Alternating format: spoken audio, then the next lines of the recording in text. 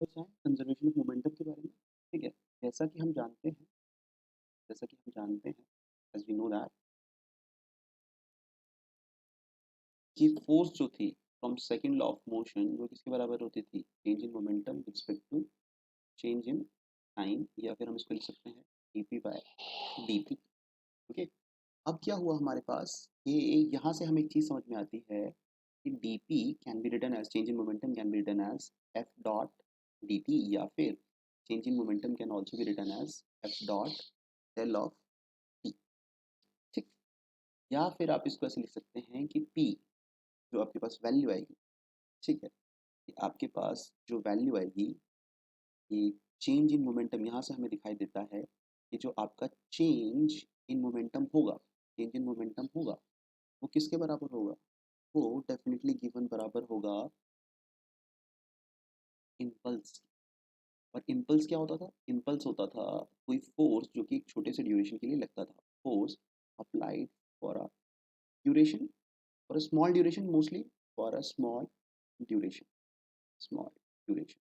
ठीक है? तो यहाँ से हम एक चीज़ निकालते हैं जो हमसे ये कहती है कि जब किसी सिस्टम के अंदर इम्पल्स प्रोवाइड की जाएगी तो उसकी वजह से सिस्टम के अंदर कुछ ना कुछ मोमेंटम आएगा, ये मोमेंटम चेंज होगा जब भी आप इम्पल्स अप्लाई करेंगे। Impulse is force into time.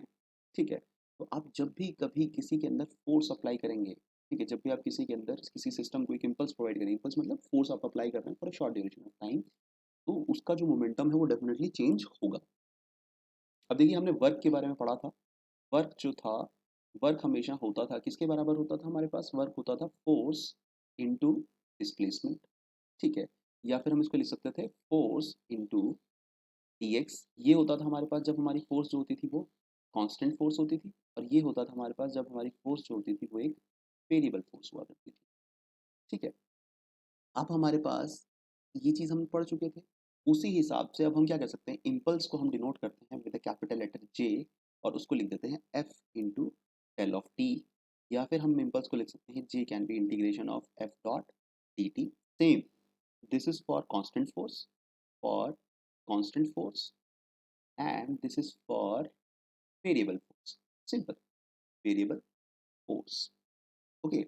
अब देखिए इसके अंदर एक चीज़ ध्यान से देखेंगे हम लोग, एक चीज़ ध्यान से देखेंगे, तो ये है कि सपोज़ कीजिए आपके पास एक ये पाथ है, स्ट्रेट पाथ है। यहाँ पे एक बॉक्स रखा हुआ है आपके पास, ठीक है? इसकी जो स्पीड थी सपोज़ कीजिए v1 थी। इस पे आपने क्या किया, एक फ़ोर्स अप्लाई की। आपने क्या किया, इसके ऊपर एक फ़ोर्स अप्लाई की for some duration t is equal to 0 से लेके t is equal to capital T तक। सपोज़ कीजिए आपने इस पे कैपिटल T तक एक फ़ोर्स अप्लाई की। अब क्या होगा, बिकॉज़ आप फ़ोर्स अप्लाई कर रहे हैं तो सिस्टम में एक्सेलरेशन आएगा और उसकी वेलोसिटी क्या हो गई होगी? चेंज हो गई होगी। ठीक है? अब हम क्या करते हैं, यहाँ पे हम क्या करेंगे, एक इक्वेशन निकालने की कोशिश करेंगे जिससे कि आप इम्पल्स और मोमेंटम को बैलेंस कर सकें। तो यहाँ पे क्या होगा कि आपके सिस्टम का इनिशियल मोमेंटम जो था फोर्स लगने से पहले, उसके बाद उसमें आपने कितनी फोर्स अप्लाई की वो किसके ऊपर डिपेंड करेगा? बेसिकली इम्पल्स के ऊपर। वो किसके ऊपर डिपेंड करेगा? Impulse imparted. अब आपने जितनी इम्पल्स लगाई होगी उतना ही उसका जो मोमेंटम है वो बेसिकली चेंज होगा। आप फोर्स ज़्यादा देर के लिए लगाएंगे तो मोमेंटम में ज़्यादा चेंज आएगा, फोर्स कम देर के लिए लगाएंगे तो मोमेंटम में जो चेंज आएगा वो काफ़ी कम आएगा। तो ये क्या इसके बराबर हो जाएगा? फाइनल मोमेंटम के बराबर हो जाएगा। ठीक है? वर्क एनर्जी इक्वेशन थी हमारे पास, ये वर्क एनर्जी थ्योरम जिसको कहा करते थे, तो उसमें क्या होता था कि काइनेटिक एनर्जी होती थी हमारे पास। वहाँ पे हम लोग क्या लेते थे, kinetic energy, initial kinetic energy plus work done. ठीक है? जो कि इसको फेवर करता था डायरेक्शन को। ठीक? माइनस, या फिर हम कह सकते हैं कि net work done. Okay? Net work done in the favour minus net work done जो कि अगेंस्ट होता था, अगेंस्ट में is equal to kinetic energy final. ठीक? जिस तरीके से ये था उसी तरीके से कि हमने देखा था कि जब भी आप किसी सिस्टम को फोर्स लगाएंगे तो उसकी वेलोसिटी चेंज होगी ड्यू टू एक्सीलरेशन। तो इसका मतलब आप जितना इम्पल्स प्रोवाइड करेंगे सिस्टम को उस हिसाब से उसका मोमेंटम चेंज होगा। तो ये हमारे पास एक रिलेशन आ गया।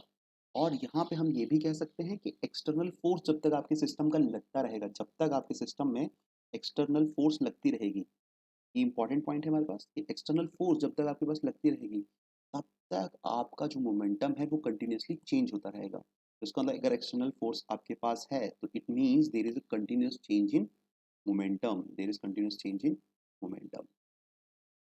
ठीक। तो हमारे पास ये जो यहाँ से टेक अवे पॉइंट था वो ये था कि जैसे वर्क एनर्जी इक्वेशन के अंदर kinetic energy initial plus work done minus work done in the direction against is equal to kinetic energy final. वैसे ही अब हमारे पास क्या होगा, जब आप फोर्स लगा रहे हैं तो इम्पल्स हो गई। उस इम्पल्स, और यहाँ पे भी ना ये नेट इम्पल्स होगी हमारे पास। हो सकता है हमारे पास दो फोर्सेस लग रही हो, एक उसके डायरेक्शन में होगी, एक उसके अपोजिट डायरेक्शन में होगी। तो हम क्या करेंगे, जैसे फ्रिक्शन है वो अपोजिट डायरेक्शन में लगेगी, एक्सटर्नल फोर्स लगाएंगे वो पॉजिटिव डायरेक्शन में लगेगी। तो आप दोनों इम्पल्सेस को क्या करेंगे, लेकिन जो फ्रिक्शन है वो एक कांस्टेंट फोर्स है, तो उसके लिए आप यूज करेंगे J is equal to F dot del of T.